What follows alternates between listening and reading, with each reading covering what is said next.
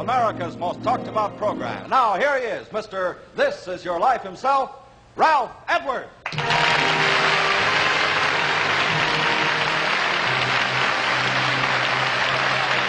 away tonight. I warn you, don't leave the set. This is going to be terrific. Hello, everybody. Thanks for joining us again on This Is Your Life. Now, tonight we have a startling surprise in store for you. Now, listen to this. We're going to recreate not one, but two lives. Wait till you see who they are. Now, right now, our two subjects are in room 205 of the Hollywood Knickerbocker Hotel. That's just a short block from here, just behind our theater, as a matter of fact. And they're talking to a friend of theirs, one of England's most prominent producers, Mr. Bernard Delfont of London, whom we've brought here to Hollywood just to make our surprise work. Now listen, we have a television camera hidden behind French doors in the kitchenette, you see, of the hotel suite over there. Now, on my signal, the door will fly open, so the doors will go open, the lights will go on, the speaker will go on so they can hear, and, well, you'll see what happens, I think. All right, now, everything ready, boys? Here we go. Take it away. Camera number 5 in the kitchenette of Suite 205 at the Hollywood Knickerbocker Hotel. Here we go. Open. Mr. Stan Laurel, Mr. Oliver Hardy. Stan Laurel and Oliver Hardy.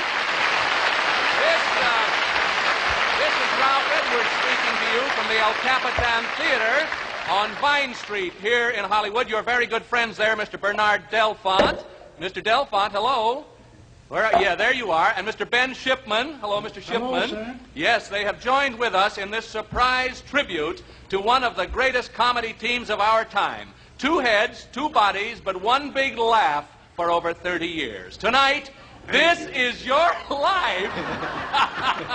I should say these are your lives. Stan Laurel and Oliver Hardy. Laurel and Hardy.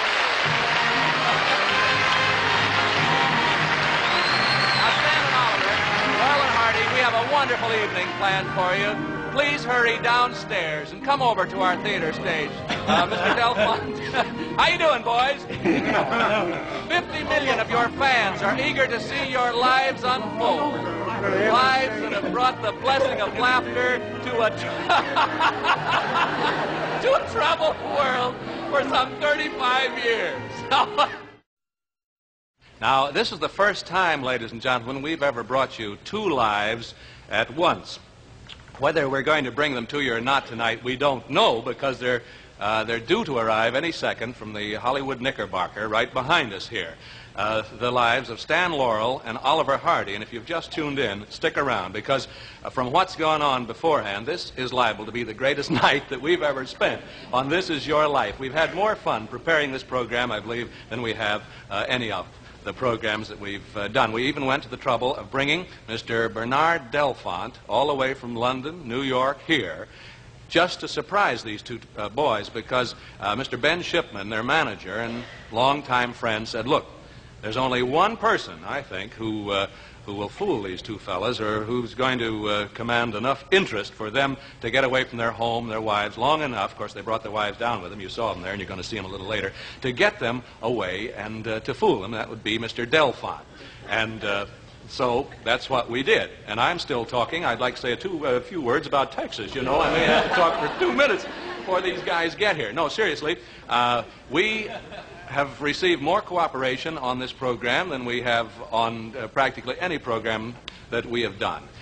We receive cooperation on everyone, but on this, everybody loves Oliver and Stan Laurel and Oliver Hardy. For myself, this is sort of a little personal thing, because I think those of us who are in certain lines of comedy, go back to another show that I have, why maybe some of the things we learned pretty much from watching these fellas. I can remember in knee pants going down to the Grand Lake Theater in Oakland and watching. They took a taxi, did they, boys? We timed this out before, and I said, I can go. They're here? Oh, thank goodness, because that was my last ad lib. Here they come now, our 2 principal subjects, Stan Laurel and Oliver Hardy. I think, I have been told. Oh, my. This is more than a 2-reeler. Here they come. Welcome, Stan Laurel. And Oliver Hardy. Hello, Stan. Hello, Oliver Hardy. great and wonderful thrill for us, Stanley, boys. Let them get a look at you, coast to coast. You don't mind this trick we pulled on you? Because, boy, this guy, Delfont and Shipman, sit down over here. I think you sit right over... We had to go. Sit over there. Mr. Hardy over there. Stan Laurel right here, if you will, please. Yes, no, right here. That's it. No, over, Mr. That's it. Snuggle. Are you going to be room for all three of you? Two of you there? Yes, I guess that's going to be fine. Okay. You know, we had it worked out. We thought we'd better put you in a car to get you around, but then I know we run into a lot of trouble that way. We should have had you run it. Or maybe you did. Boys, you did. All right. These are your lives. Well,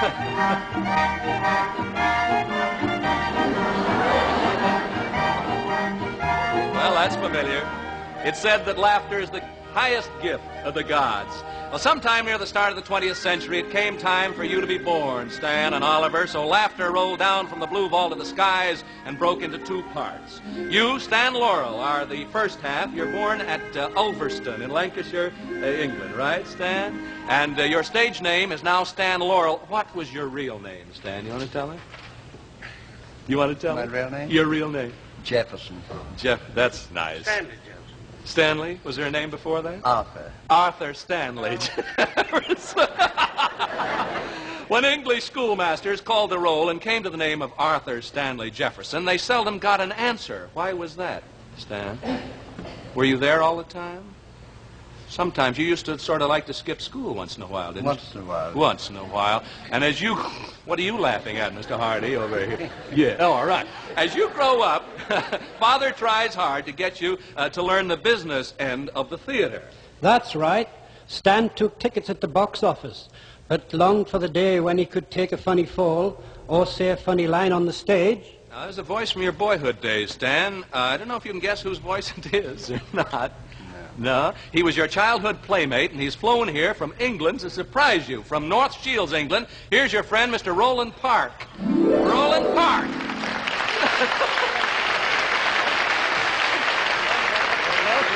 And then Mr. Hardy over here, Roland. Yeah, so Stan longed to be a comedian from boyhood, did he, Mr. Park? That's right. I remember his first chance on the stage when his father had the Metropole Theatre in Glasgow. You remember that, Stan? And Stan was there doing his stuff, and while he was parading up and down, there was a gentleman sitting right in the front of the stalls, and he kept looking at Stan, and Stan thought, I seem to know that face. Yeah, who did you see sitting there, Stan? Who was that? Your father? Yeah, my dad. Father.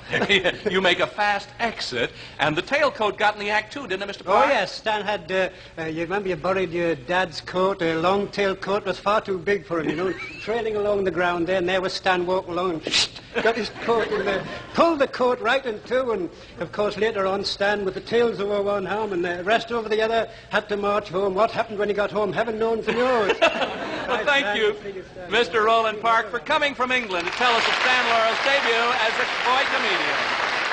You'll see him a little later. Well, shortly after you're born, Stanley, a similar event is taking place in the town of Harlem, Georgia, USA. Yes, that face is unmistakable, isn't it? You haven't changed a bit. Oliver Hardy.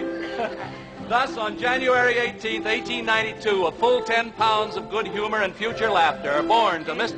Oh, I've forgotten the date. Yes, I think it was in there somewhere. No, it was 14 pounds. Oh, 14 pounds. Oh, I see, yes.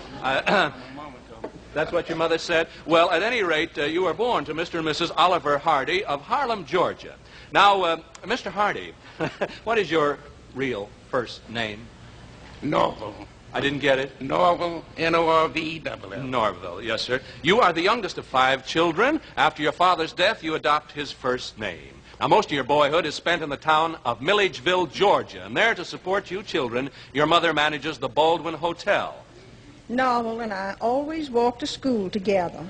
Instead of carrying my books, I carried his, so that he could sing and dance all the way there. Now, can you guess who that is, Oliver? My sister? Now listen, she was your first childhood sweetheart. In fact, another girl, Mary Horn, pulled her hair good and hard once over you. You knew her as Althea Miller, and you haven't seen each other for 45 years. Here from Macon, Georgia, is your friend, Mrs. Althea Miller Horn. Come on, Althea.